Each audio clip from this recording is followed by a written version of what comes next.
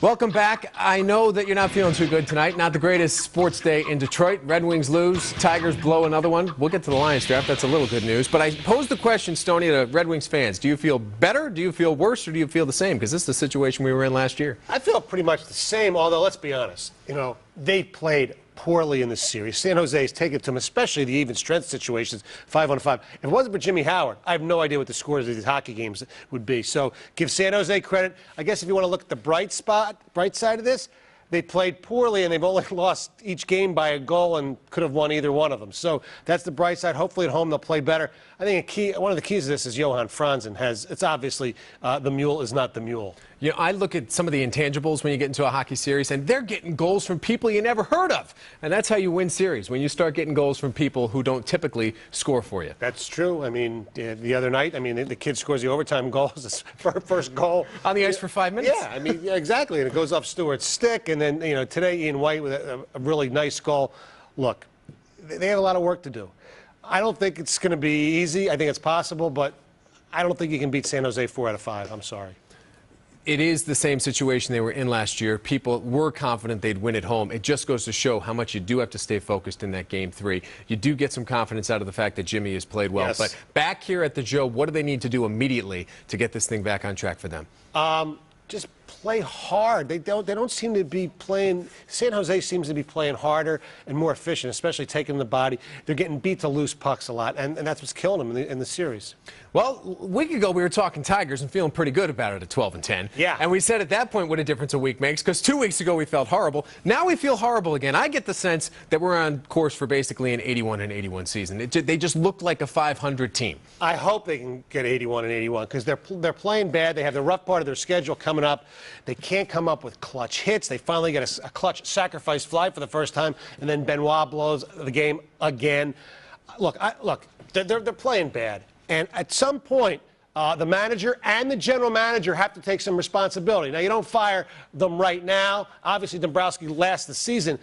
But at the end of this month, when it's Memorial Day, and if they don't play any better, if they're double digits out of first place, cut the bait, get Leland out, and start looking for another general manager down the road. They have to play better because those guys' jobs are in jeopardy, and they should be in jeopardy, at least in my mind. This talk of extension is crazy. Give me your thoughts specifically, because it happened 2 days in a row. Man on second base, nobody out, tie game, and he refuses to bunt. Now, we know that's his style. How do you feel about it? He had Bosch at the plate. We don't have enough time. I'm a big proponent of more bunting, not less bunting, okay? I heard the reasoning. He wanted Maglio to hit. Bosch yesterday was inexcusable. And he doesn't bunt a lot. I don't care. He was 0 for 5 at the time. Let him lay down a bunt. And then the sacrifice fly, puts you ahead. He's actually bunted these guys more this year than last year, so I've actually been happy with that. But last night, I thought, in my opinion, was inexcusable. Now, he knows more about baseball than I do, but you have to bunt Bosch in that situation. Let's talk some NFL draft. It's been interesting to me because you've got fans who are confused, some very critical. You have national media who are saying one of the best drafts in the league. Yes. Where do you fall in here? Because I think that they did get guys in the first 3 rounds who can make a difference on the field immediately. They got three, at least how they were in college, really good football players. And, well, look, Titus Young, I haven't seen him play that much. People say he's really good. Okay, Fairley, no-brainer, great pick.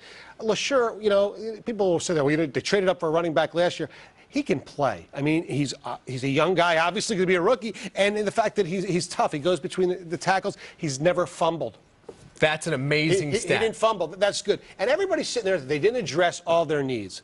Okay, cornerback, granted. But you know what? How many rookie cornerbacks come in and play well? Their philosophy is try to get as many good players as possible and let other things take their place.